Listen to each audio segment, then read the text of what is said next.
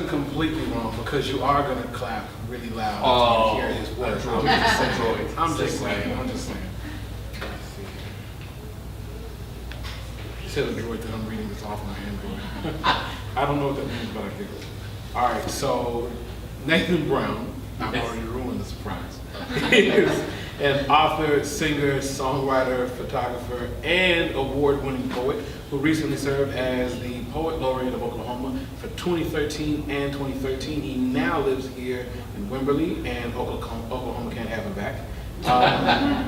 Him and his wife Ashley have always considered Oklahoma their home, but they're not leaving.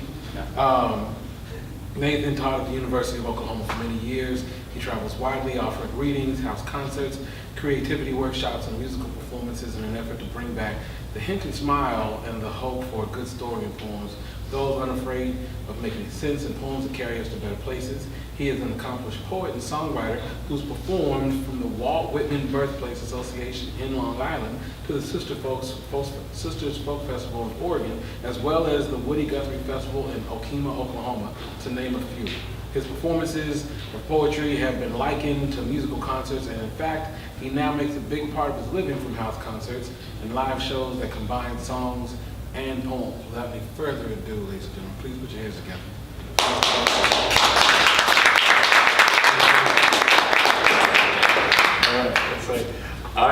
I'm just out of it enough, Joe, that when you said, it's here again for Nathan Brown, I was like, wow, I guess I did okay.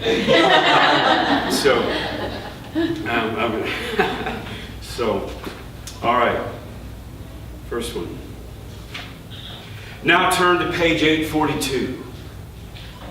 Well, it took 2 Bibles to swear Donald Trump into the presidency. I've never seen God or great literature put in such a compromising, collar-tugging position. And I had hoped Jesus would make a comeback of sorts by causing them to explode into flames as they were being profane. But Jesus is apparently more tasteful than I am. Besides, he's got that whole turn the other cheek thing, that he's got to maintain.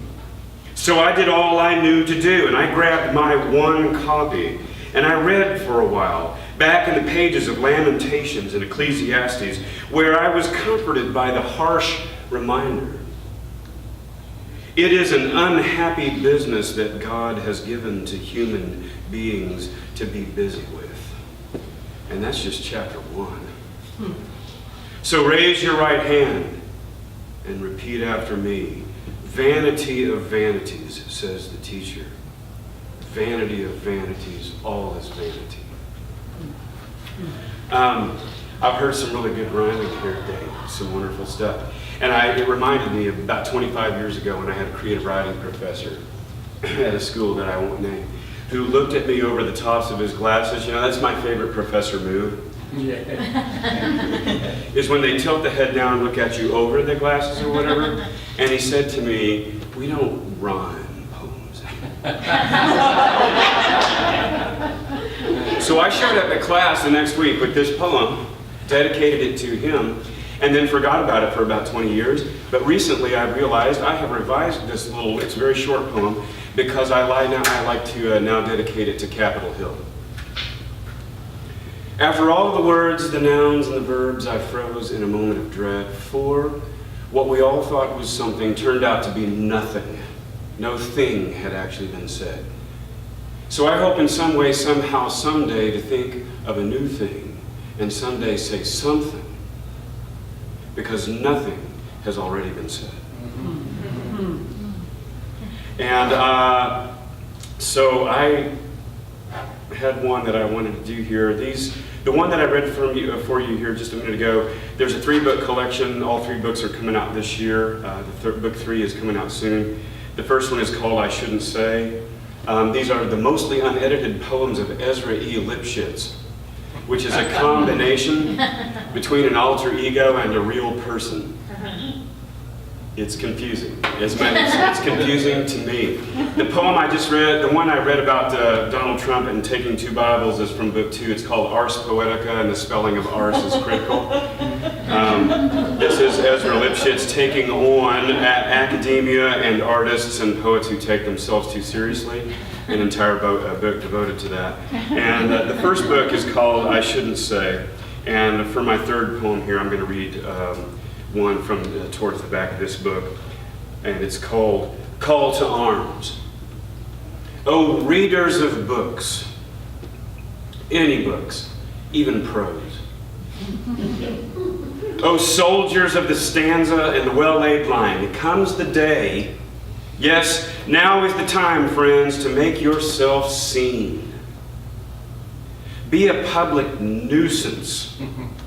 Read on buses, read on subways, read on pedicabs, on airplanes, in their crowded ports, read on bicycles, read on skateboards, in cars, at lights. Remember, we need you alive. And the books must be real, the kind with pages and covers, no tablets or phones, because they'll think you're playing World of Warcraft. Pack your literary heat at all times. It is your First Amendment right to bear this great weapon of the ages. It will terrorize Trump supporters. They'll think you know something they don't, which will be, in fact, a simple and inconvenient truth. So rise up, O eternal student of the world's critical stories, its vital biographies, and now, more than ever, its crucial histories. Yes, you readers of books, soldiers of the stanza, you are our last and our only hope.